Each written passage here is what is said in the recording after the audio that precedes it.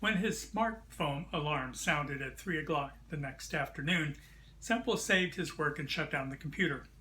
His determination to have things out with Miss E.B. outweighed his desire to continue writing that day.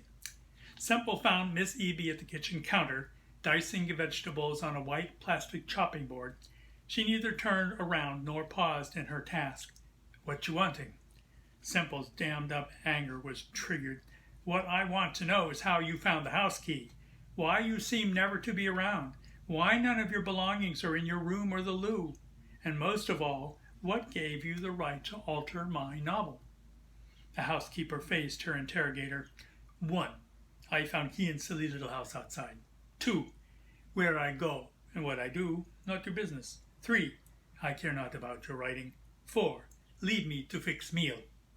Semple returned to the parlor, feeling chided, like a child caught raiding a jar of sweets. He also wondered how his resolve to confront Miss E.B. ebbed like the tide. He read the newspaper until his eyelids drooped. On Thursday afternoon, Semple Skyped Rena. The older of the twins, by all of 73 seconds, Rena worked for a cybersecurity firm in Germany. Long ago, she had given up trying to explain the complex nature of her work to him. The 23-year-old's kaleidoscopic lifestyle always caught Semple off guard. Rena sported a different hair color and mode of dress every time he saw her. He didn't know what to make of the recent declaration that she was non-binary, whatever that meant. "Good dog, father." Rena's hair was spiky, violet, and sorrel. "Hello, darling. Are you well?" "Oh, yes. Herr Klemperer says I will accompany him when next he visits the New York office." "Well done. I am proud of you." Rena's face drew closer until it filled the screen. "Is something wrong? Are you having trouble with the novel?" Semple described Miss E.B. and her curious habits. Rena looked relieved. "The woman is only a housekeeper, father. Who cares if she's more often invisible than visible? If she discharges her duties in an acceptable manner, I wouldn't rush to give her the boot.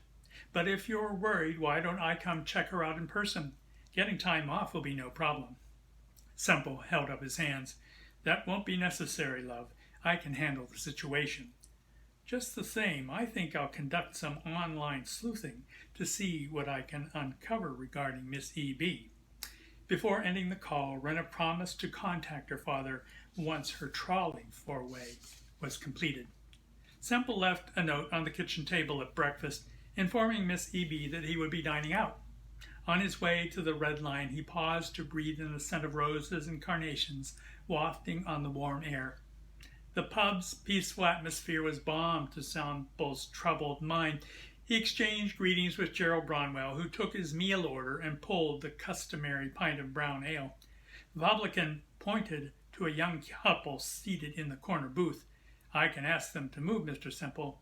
"Don't bother, Mr. Bronwell. There is no blue plaque on the booth, and I'm sure Emma wouldn't mind our sharing it now and then." He took a table near the kitchen and was sipping his drink when his food arrived. "Is this the only dish you like? What do you eat at home?" Tacy Bronwell had struck a nerve. There's nothing wrong with one's knowing what one prefers. And when it comes to some dishes, the artistry of my housekeeper must be sampled to be believed. "Was that an invitation to supper, Mr. Semple?" His face colored. "Well, it all depends on how, that is, if our schedules mesh. I am very busy." "Let's leave that for another time. I'll bring the pudding when I see you are ready for it." Walking home, Semple realized that since Emma's death, he had never given a thought to starting a new relationship. Not there hadn't been opportunities. Soon after the funeral, his wife's friends from the Oxfam office made overtures about meeting nice ladies for tea or a trip to the cinema.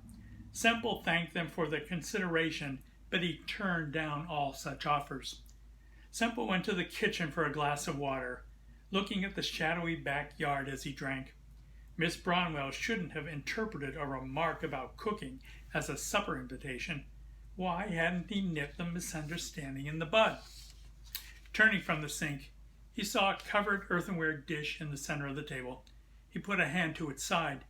The dish was as warm as though it had just been taken from the oven. Why had his instructions been ignored? Removing the cover revealed bangers and mash. A message was scrawled across the note he'd left for Miss E.B. It said, "Keep out my room."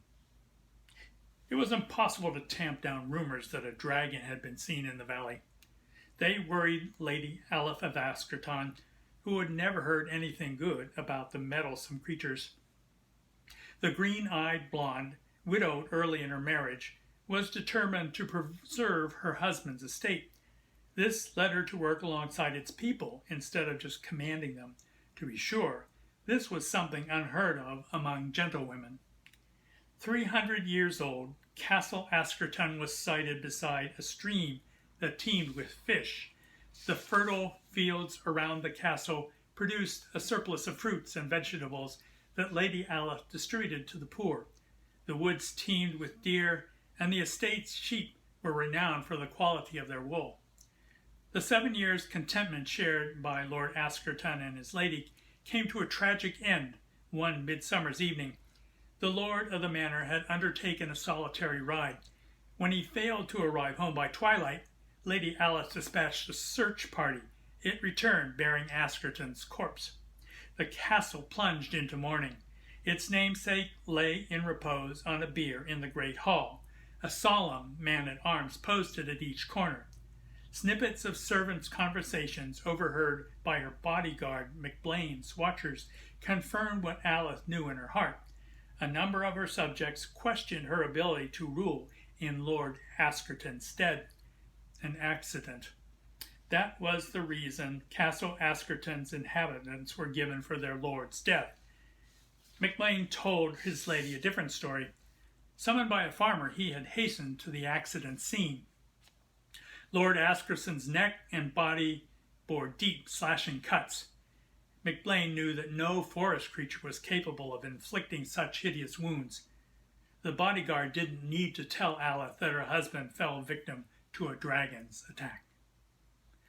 A crash in the hallway brought Semple to the door.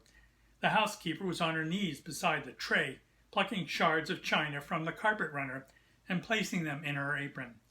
"Miss E.B., I trust you know how pleased I am with your work. The house is spotless, and the wonders you turn out in the kitchen are beyond compare. However, I find your habitual absence irksome. I just want to know you are around, in case I have need of you. Am I your companion?" Miss E.B. stalked to her room and slammed the door. After spreading out the Royal Doulton fragments on the dresser, she picked up the piece of carved antler. Fitting together the two largest pieces of the plate, she got to work.